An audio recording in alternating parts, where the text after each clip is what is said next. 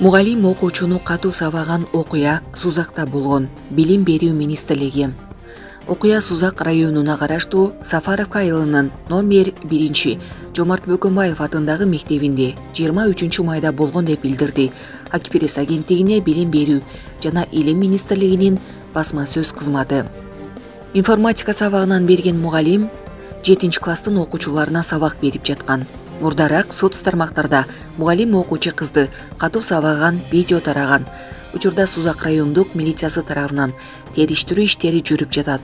Ошондой эле Сузак райондук билим берүү бөлүмү тарабынан комиссия түзүлдү. 26 майда комиссия жеринде териштирүү иштерин баштайт. Жыйынтыгы менен чара көрүлөт.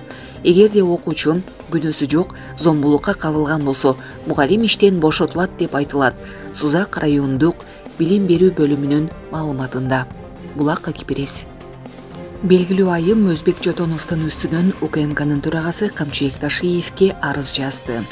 Кыргыз Республикасынын эл агартуунун отличниги, элдик дарыгер, Келкел Кейжи журналынын түштүк боюнча редактору, Ноокат районунун Караташ айылынын аялдар кеңешинин төрайымы Ташпуу Каразакова УКМКнын төрагасы Камчыбек Ташиевке кайрылып, Өзбек Жотоновду мыйзам чегинде жазалап, ишти адилеттүү карап берүүнү талап кылып арыз жазды.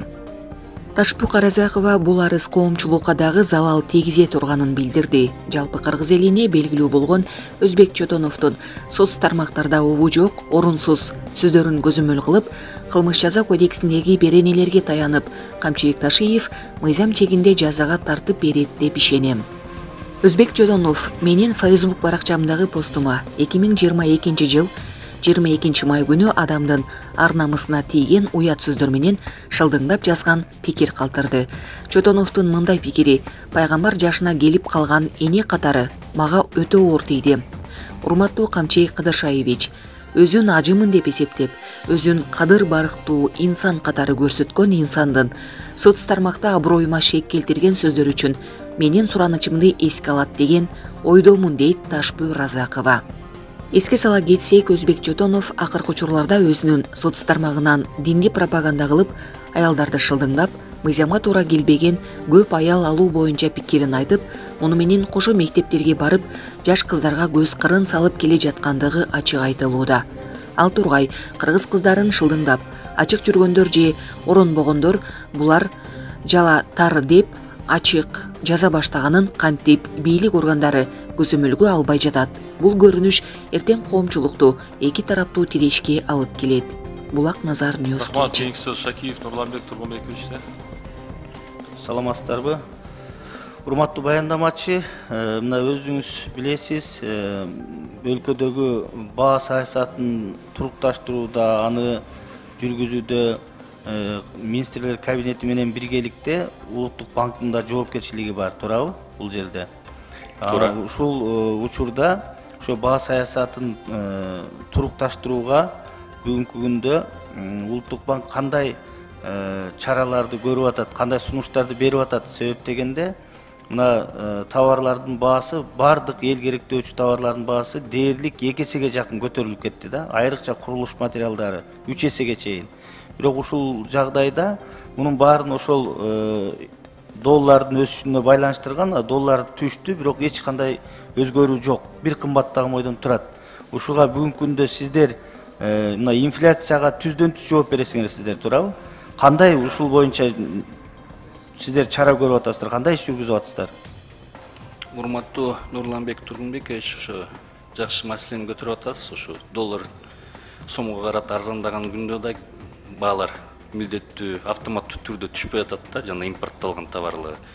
Буларга да бир нече себеп бар. Өзүңүздөр билгендей, бизге импортталган товарлардын көбү бул биржалык товарлар да.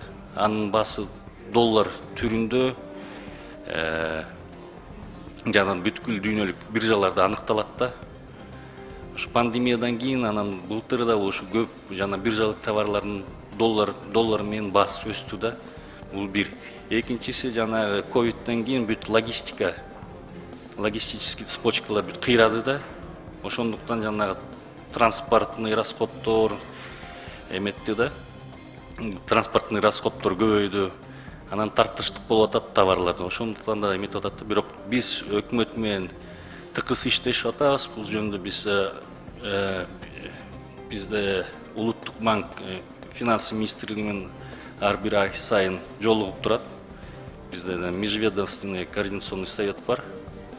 Ошол жолугуп, бүт баарын талкуулап, анан биздин акча кредит саясатыбызды, анан бюджет налоговый политиканы макулдашып турабыз. Жок, алдын баары түшүнүктүү.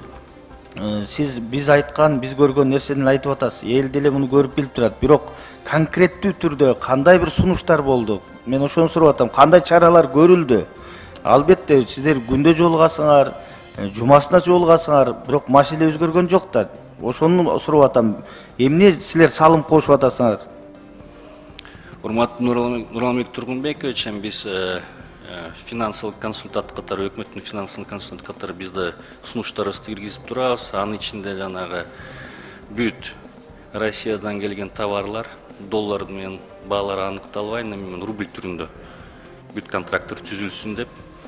Ошол ишке ашса, например, нефтки, бензинди рубль менен алсак, тамак ашты рубльге алсак, башка газды рубльге алсак, башка продукцияны рубльге алсак, ошо доллары көтөрүлгөн күндө да көп эмесин бербейт да. Влияниясын бербейт да. Эми бул мыйзамдан сырткары маселе. Сиз Улуттук банктын төрагасынын орун басары болгондон кийин бир айтып коюш керек. Мына биздин жогоруда коллегалар айтты, мына коммерциялык банктардын, кредиттик союздардын элге берип аткан кредиттеринин үстөк пайызы өтө жогору да, өтө жогору.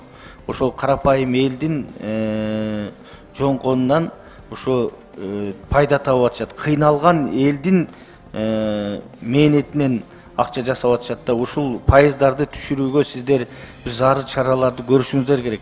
Коммерциялык банктар менен, министрлер кабинети менен. Бул учурдун талабы, элдин талабы ошондо. Элдин ойлосоңуздар.